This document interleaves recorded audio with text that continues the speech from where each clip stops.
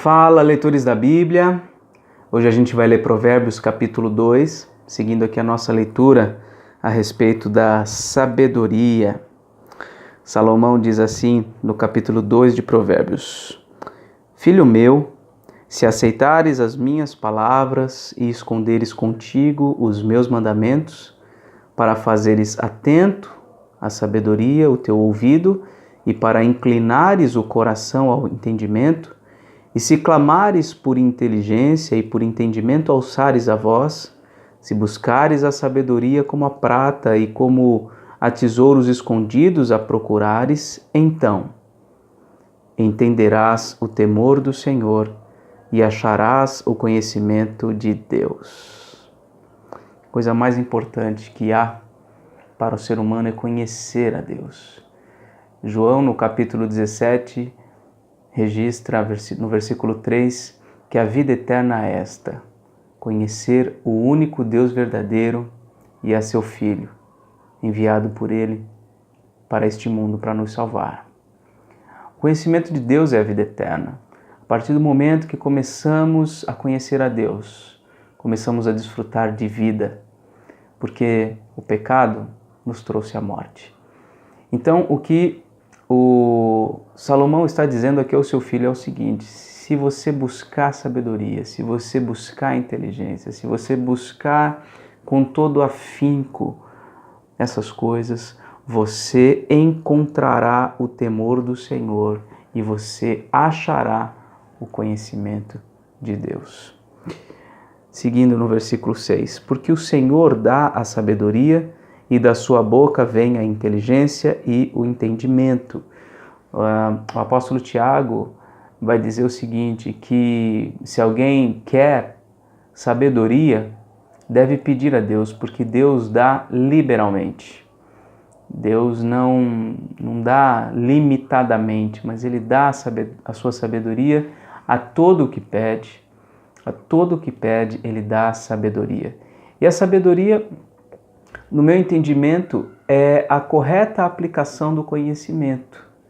É um modo de avaliar corretamente a realidade e agir em conformidade com isso, agir de modo correto, de acordo com aquilo que está sendo visto na realidade.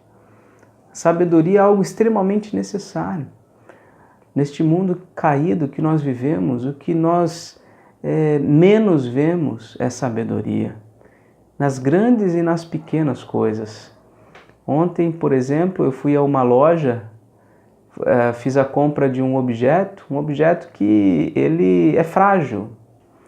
E o rapaz do caixa, ele, não vou poder dizer as palavras que ele disse, mas ele claramente disse que aquele objeto não valia nada.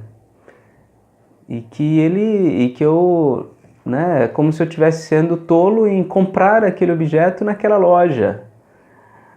Depois, a respeito de um outro objeto, ele falou: olha, esse objeto aqui tipo assim, a metade do preço naquela outra loja ali. E aí, por causa do momento aqui, você acaba comprando essa aqui. Quer dizer, o que ele estava dizendo, completamente sem sabedoria, é que eu não deveria estar ali comprando na loja em que o emprega. Aquela loja é a loja que o tem como empregado, que paga o salário dele, e ele sem nenhuma sabedoria faz essas coisas, né? Comigo e talvez com outros clientes. E eu fiquei pensando, puxa, se eu fosse o patrão dele e eu tomasse conhecimento a respeito disso, eu ficaria profundamente chateado. Mas são pequenas e grandes coisas que a gente vê na nossa vida, a necessidade de sabedoria. Por vezes nós não sabemos como nos conduzir na tomada de decisão, como nós devemos organizar o nosso dia a dia, como nós devemos agir de acordo com uma determinada realidade. Diante dessa dificuldade que nós temos de saber agir, perdão, irmãos,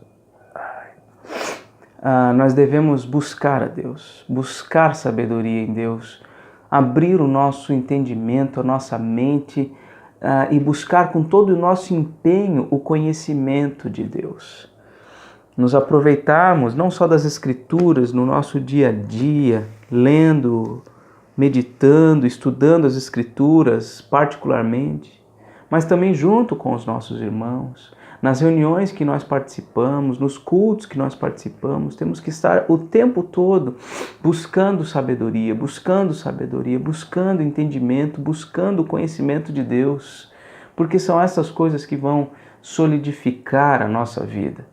Não adianta a gente achar que a gente vai conseguir viver sabiamente, corretamente, sem essa busca constante por sabedoria. Porque a partir do momento que nós simplesmente ignoramos a sabedoria, nós corremos com toda a velocidade para o lado da ignorância, para o lado daqueles que agem de acordo com os seus próprios ímpetos, suas próprias vontades, e isso sim é tolice. Vamos continuar aqui a nossa leitura? Ele disse no versículo 6, porque o Senhor dá a sabedoria e da sua boca vem a inteligência e o entendimento, ele reserva a verdadeira sabedoria para os retos, é escudo para os que caminham na sinceridade, guarda as veredas do juízo e conserva o caminho dos seus santos. Deus é que faz todas essas coisas por aqueles que buscam andar corretamente na sua presença. Então, versículo 9, entenderás a justiça, juízo e equidade, todas as boas veredas. É quando nós buscamos a sabedoria, quando nós buscamos andar retamente, que nós vamos então entender a justiça, entender o juízo, entender a equidade, entender todas as boas veredas, conhecer as grandes avenidas maravilhosas do caminho do Senhor. Porquanto a sabedoria entrará no teu coração e o conhecimento será agradável à tua alma. O bom siso te guardará e a inteligência te conservará, para te livrar do caminho mau e do homem que diz coisas perversas, dos que deixam as veredas da retidão para andarem pelos caminhos das trevas, que se alegram no fazer o mal, folgam com a perversidade dos maus, seguem veredas tortuosas e se desviam nos seus caminhos, para te livrar da mulher adulta. Só uma pausa aqui. Ele disse do 12 ao 15, né? Para te livrar do caminho mau. É com a sabedoria, é por meio do conhecimento, por meio dessa busca constante de entender o caminho do Senhor e buscar andar neste caminho, que nós seremos livres dos perversos, nós sairemos longe do caminho do mal. E além disso, do 16 em diante, ele fala de livrar da mulher adúltera, da estrangeira que lisonjeia com palavras, a qual deixa o amigo da sua mocidade e se esquece da aliança do seu Deus, porque a sua casa se inclina para a morte e as suas veredas para o reino das sombras da morte. Todos os que se dirigem a essa mulher não voltarão e não atinarão com as veredas da vida. Uma das maiores tentações para os homens, eu digo como homem, as mulheres, eu não sei bem como é que essas coisas funcionam, mas uma das maiores tentações para o homem é uma mulher. A mulher adúltera, como diz aqui, é aquela mulher que está insaciavelmente atrás de um homem, procurando não só ter prazer com ele, mas tirar dele tudo que ela quer, tudo que ela necessita, e ela é insaciável. Muitas mulheres têm prazer em destruir casamentos, em destruir a vida de homens. Elas não sossegam enquanto elas não conseguem fazer isso. E elas se frustram quando elas não conseguem. A sabedoria, o bom siso, o entendimento, a inteligência, o conhecimento de Deus vão nos livrar do caminho do mal e vão nos livrar também da mulher adúltera. Ela tenta lisonjear com palavras, tentam pela persuasão dos lábios convencer que o homem deve seguir com ela para onde ela quer.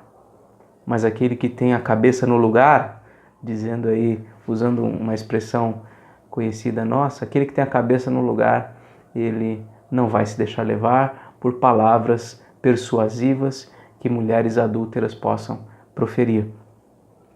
E aí termina no versículo 20 dizendo: assim andarás pelo caminho dos homens de bem e guardarás as veredas dos justos, porque os retos habitarão a terra e os íntegros permanecerão nela, mas os perversos serão eliminados e os aleivosos serão dela desarraigados. Aqui uma breve pincelada aí na escatologia, inclusive.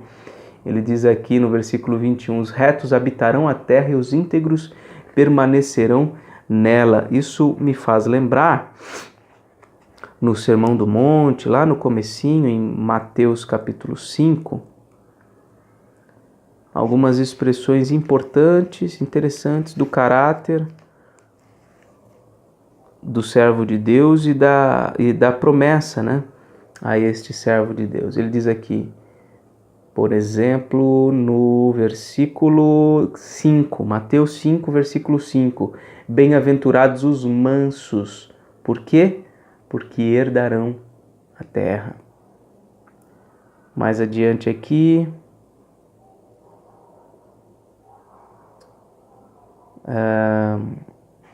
podemos dizer aqui o versículo 3 também, né? Bem-aventurados os humildes de espírito, porque deles é o reino dos céus. Então, a promessa é para aqueles que andam no caminho do Senhor. Eles habitarão e permanecerão na terra.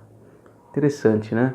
Aqueles que não amam a Deus, não buscam ao Senhor, eles amam essa terra e buscam viver nela para todo sempre, como se tudo se resumisse a isto aqui. Só que isto aqui é exatamente o futuro, ou a promessa para o futuro daqueles que amam a Deus.